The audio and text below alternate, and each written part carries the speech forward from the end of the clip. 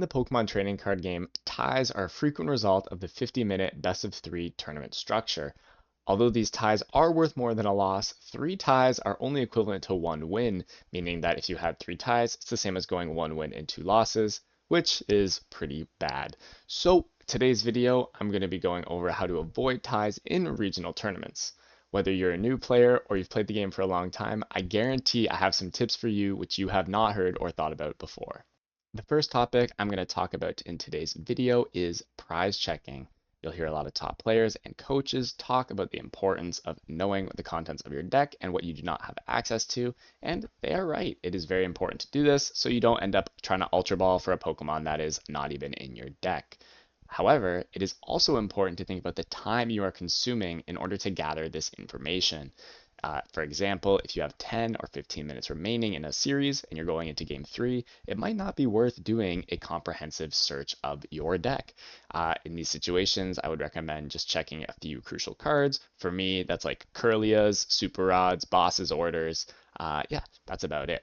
Additionally, in normal games, I don't recommend checking all 60 cards of your deck. For example, I'm never checking my Ultra Balls or my Fog Crystals, my Level Balls. These cards just don't really matter if they're prized, so I don't waste any time looking for them. With this in mind, I'm going to give you guys some tips on how to prize check your deck as quickly as possible. The number one tip I'm going to give is to have a method of prize checking. A lot of people like to do it differently, but for this video, I'm going to talk about my method, which is to just simply flick through the deck a bunch of times. In order to do this as efficiently as possible, I do it in the exact same order, in the exact same way every game to make sure that I don't miss anything and I can do it as quickly as possible because I've done it 100 times before.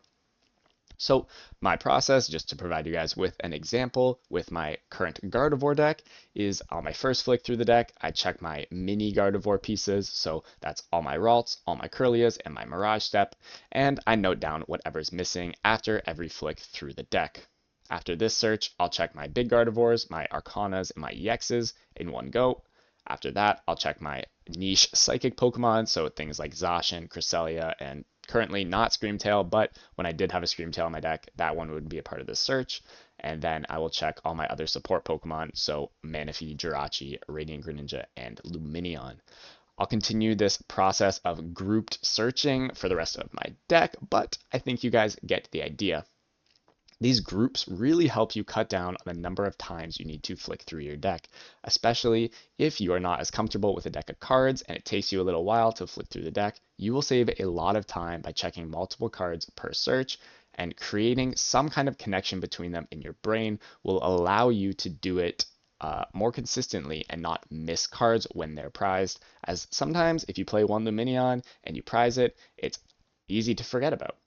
Another tip I'll give when it comes to prize checking is to intentionally practice prize checking. I'll see a lot of people just kind of switch decks the day before an event, and they don't really know what's in their deck. They're not comfortable with the contents, and so the next day they take 2-3 minutes checking their prizes, especially in the early rounds, which can cost you ties instead of wins. So the night before the tournament, whether you switch your deck or you've been comfortable with it for a while, I recommend just spending 15 minutes, draw some hands, put out some prizes, and check them.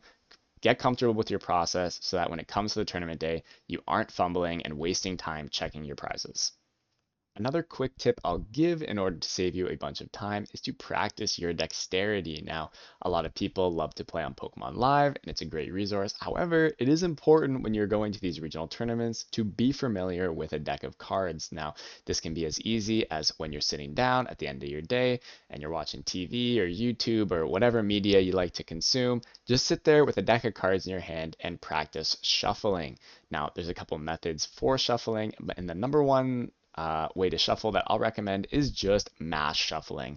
It is simple, it is quick, and you don't have to worry about moving the cards around. For example, if you're doing a riffle and then into a bridge, I find that you're often doing a lot of moving of the cards in order to get them back together and do the next riffle. So just keep it simple, stick to mash shuffles. You can get your 7 mashes in about 10 seconds if you're quick enough. Now, the next thing I'm going to be talking about, and quite possibly the most important part of this entire video, is being able to identify when to concede. Now, of course, it is important to be able to concede games that are 100% lost, but it is also important to identify spots where conceding games that you can potentially still win is a match point positive play. Now, what I mean by that is at the Knoxville Regional Championships, there was a round where I was playing against Charizard, and we were in the second game, and I'd won the first one, and I gave myself about a 20% chance to win game two. And I had reached the point in time where there was 15 minutes left on the clock, and I figured that if I did not concede the match in this moment, I was going to tie the game if I lost game two. So if I do a quick calculation, I gave myself a 20% chance to win game two. So that's a 20% chance at 3 match points and a 80% chance at losing the game. So an 80% chance at 1 match point, which works out to an average of 1.4 match points.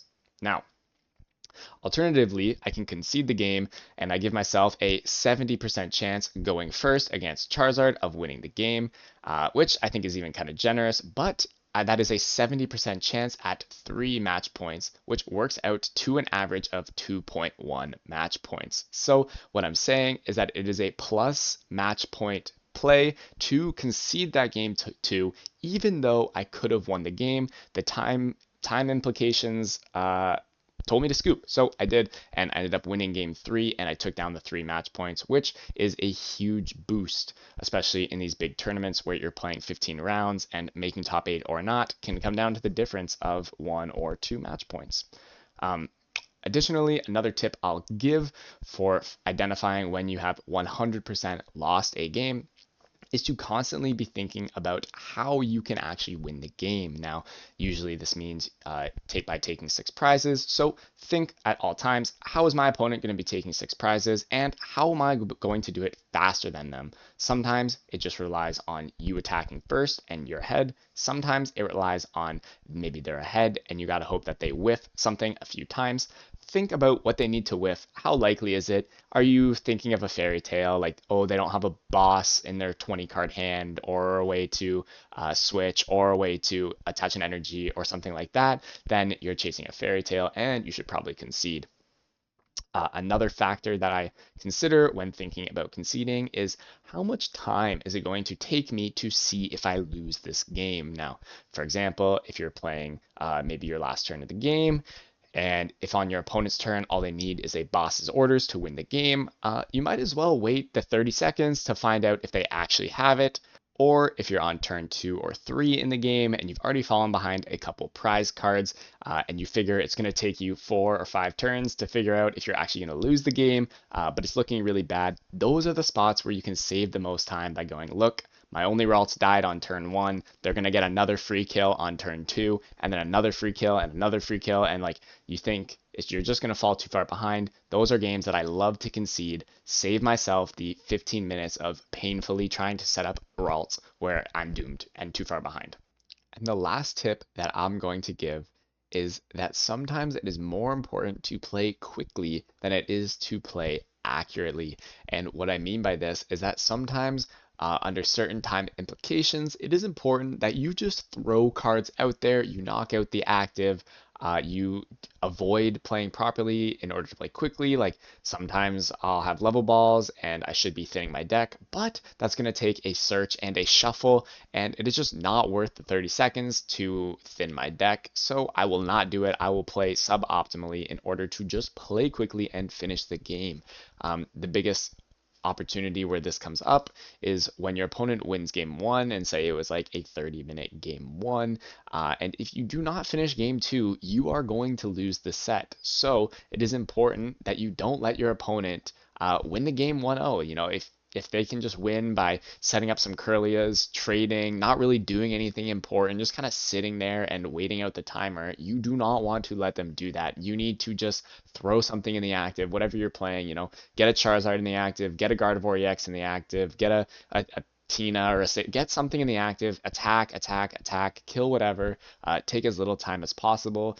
And sometimes even the pros hate to do this because you know that what you are doing is wrong and you are playing bad. But when the time implications, like say you just need to finish the game, if you're playing slowly, that means you are playing bad. So in those spots, look to finish games.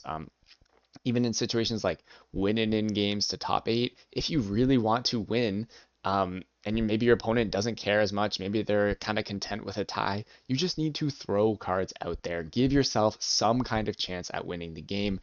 Similar to the way I was thinking about plus match points earlier, if you give yourself a 0% chance to win because you're playing slow, then you have a 0% chance. You might as well try to make something happen, try to finish those games, even if it means that you look dumb or you play bad.